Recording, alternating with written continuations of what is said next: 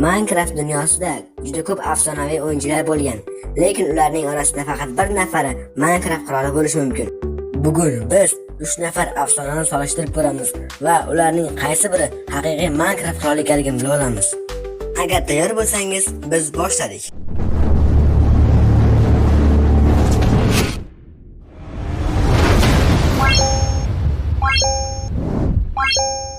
Keling, dastlab Minecraft'dagi eng tez speedrunner, ya'ni Dream haqida gaplashsak. Dreamning asl ismi Clay. U 1919-yil Amerika Qo'shma Shtatlarida tug'ilgan. U normal Minecraft o'ynashni 2014-yildan boshlagan va uning hozirda YouTube kanalida 32 milliondan ortiq obunachisi bor. Va Dreamning kanalida ko'rishlar soni 3,5 milliarddan ortiq.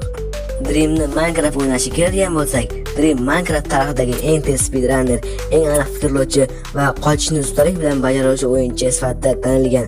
Ba'zilar u faqat Minecraft o'ynamaydi, balki u uni boshqaradi deyshadi. Dreamni mashhur qilib yuborgan videolardan biri mana bu video.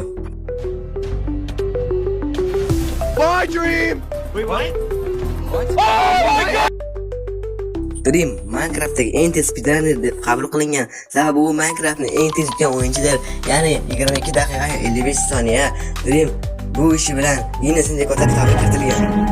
After the bat to smack his Oh yes! Keyingida esa o'sha mashhur afsona Technoblade 1991-yil AQShda tug'ilgan. Uning asl ismi Alexander. 2013-yildan boshlab Minecraft'ni faol o'ynash boshlagan. Uning YouTube kanalida hozirda 17,5 milliondan ortiq obunachisi bor. Ko'rishlar soni esa 1 milliondan ortiq. Technoblade'ni ko'pchilik o'lgan deb aytadi. Bunga mening javobim esa, ha, u afsuski o'lgan. U 2022-yil 23 yoshda saraton kasalligidan vafot etgan. Hozir men sizga uning oxirgi xabarini o'qib beraman.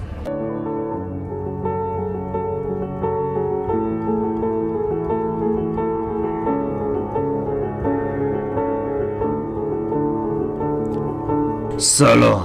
Technoblade'ning otasiman. Bu videoda sizlarga uning oxirgi xatini o'qib bermoqchiman. Salom hammaga, Technoblade sizlar bilan. Bu videoni ko'rayotgan ekansiz, demak men o'lganman.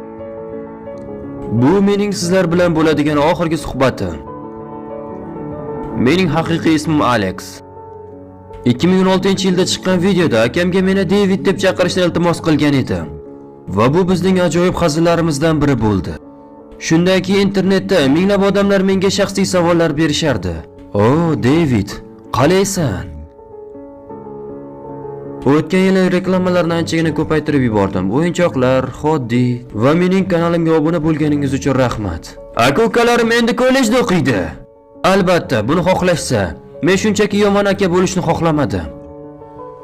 Shuncha vaqt mening kontentimni qo'llaganingiz uchun katta rahmat. Agarda menga mingta hayot bo'lganida ham men har doim Technoblade bo'lib qolishni tanlagan bo'lardim.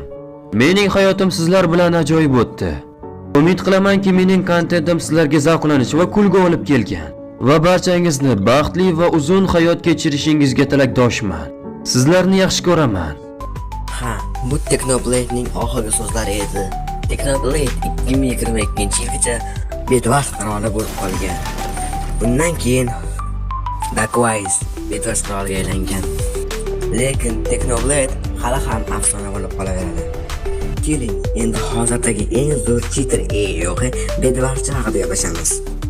Darkwise 2003-yil Amerikada tug'ilgan. Kechirasiz, lekin Darkwise'ni asl ismini topolmadim. Darkwise'ning yuzi mana bunday. Va uning YouTube kanalida deyarli 7 millionga yaqin obunachisi bor. Unda nega Darkwise'ni cheater deyapsan deysizmi?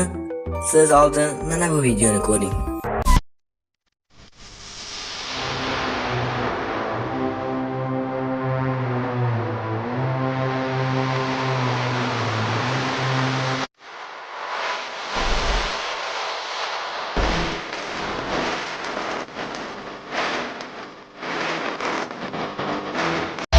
Nima?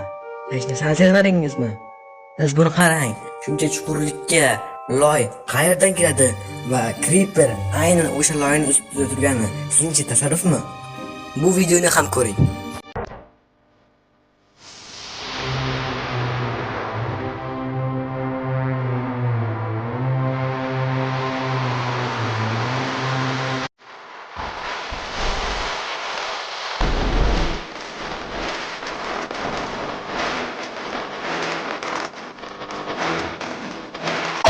To'g'ri, bu video bir qarashda juda ham ta'sirchan va emotsiyalarga boy tuyuladi.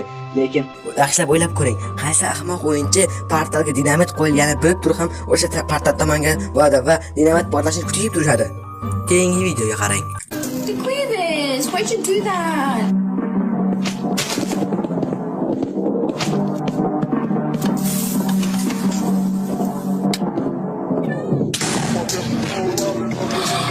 Agar sizga ham TNT yozilsa, shuna qarab turasizmi? Yana oxirida deb endi bu videoni ko'rsangiz, siz prosta hayron qolasiz.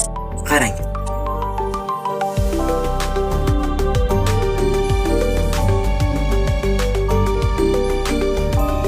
Bilaman, nima bo'lganini tushunmadingiz. Hozir tushuntiraman. Dakvaysni sherga urgandan so'ng Dakvays o'yinni darhol Vijivaniga o'zgartiryapti.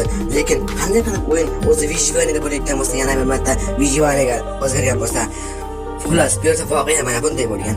Dakvaysni sherga urgan va Dakvays o'lib qolishini bilgan va undan uzoqroqqa ketgan. U paytda esa Dakvays o'yinni kreativ o'zgartirgan va joni biroz to'lgandan so'ng yana suraga o'zgartirgan. Keling, endi kimga qanday nom berishni aniqlashtirib olsak. Dream Minecraft qiroli, Technoblade haqiqiy afsona, Darkways esa hozirdagi eng zo'r cheater, eng yo'g'i bedarchi.